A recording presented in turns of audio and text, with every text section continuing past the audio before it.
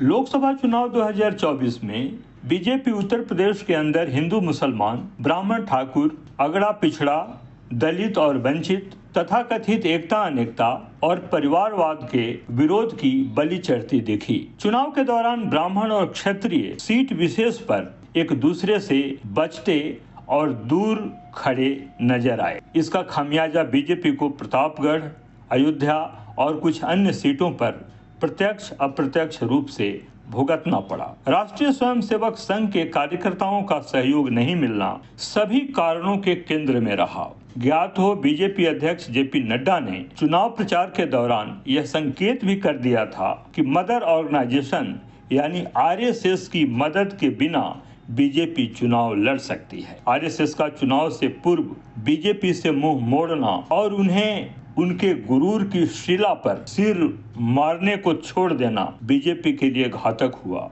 जिसे बीजेपी को आत्मघाती कदम मानना चाहिए। 2014 और 2019 में पूरे देश में, खासकर यूपी, एमपी, महाराष्ट्र और बिहार में बीजेपी की भारी विजय की सुगंध में आरएसएस के कैडर के पसीनों की महक हावी रही, जो इस बार यूपी और महाराष्ट्र में नाराज रहने के कारण बीजेपी का रंग चुनाव परिणामों के बाद फीका पड़ गया। ऐसा नहीं लगता कि नागपुर और इक्का दुक्का चुनावी क्षेत्रों के अलावा आरएसएस के कर्मठ कार्यकर्ताओं ने भारी मन से भी चुनाव प्रचार में भूमिका निभाई। बताया जा रहा है कि इसके पीछे अमित शाह का संघ से खराब रिश्ता रहा है। इसका संकेत इलेक्शन रिजल्ट के दौरान पुष्पेंद्र कुलश्रेष्ठ ने भी किया।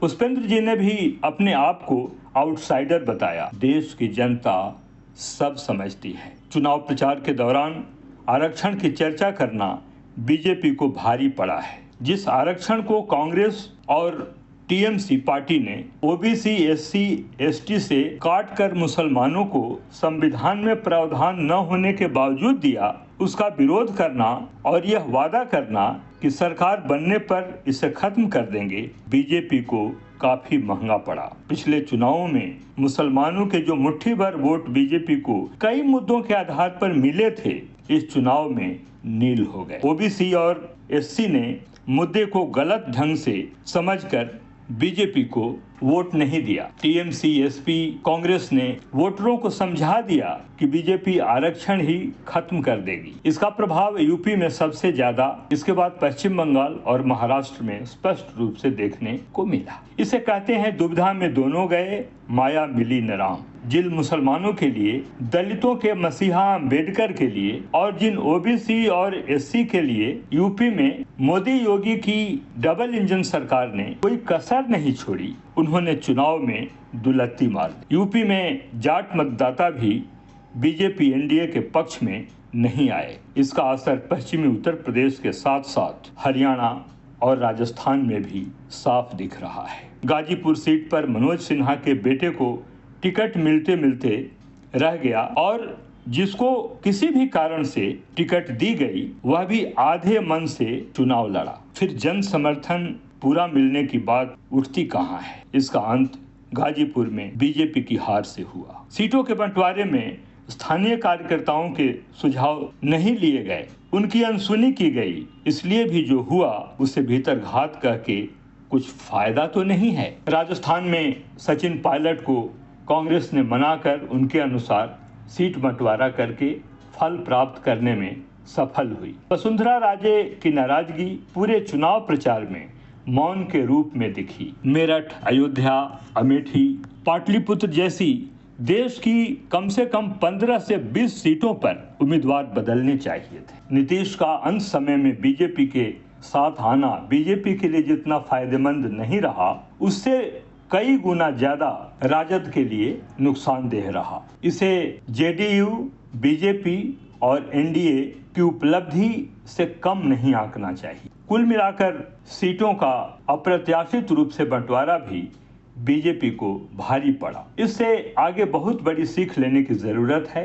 बहरहाल, जब तक नरेंद्र के बाएं दाएं नीतीश और नायडू रहेंगे, विपक्ष सरकार को छू भी नहीं पाएगा।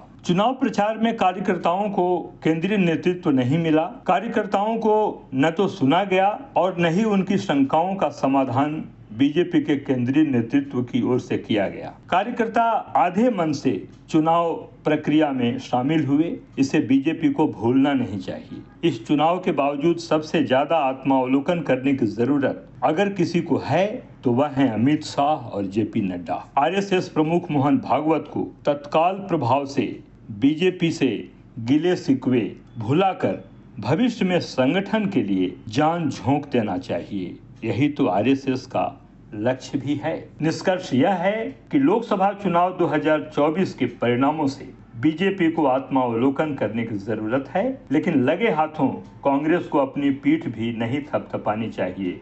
इतना जरूर है कि महाराष्ट्र की कलह से राज्य में सीटें बिखर गईं। टीएमसी पहले से ज्यादा मजबूत हुई और सपा को संजीवनी मिल गई। सबसे बड़ा लेसन बीजेपी के लिए ही है। संयम, विश्वास, सहयोग, संगठन और विवाद निरपेक्षता चुनाव में सबसे अहम भूमिकाएं निभाने वाले घटक हैं। यह 2024 चुनाव में साफ हो गया है। आप इस खबर पर क्या कुछ कहना चाहते हैं? खबरवाल के कमेंट बॉक्स में जरूर लिखें।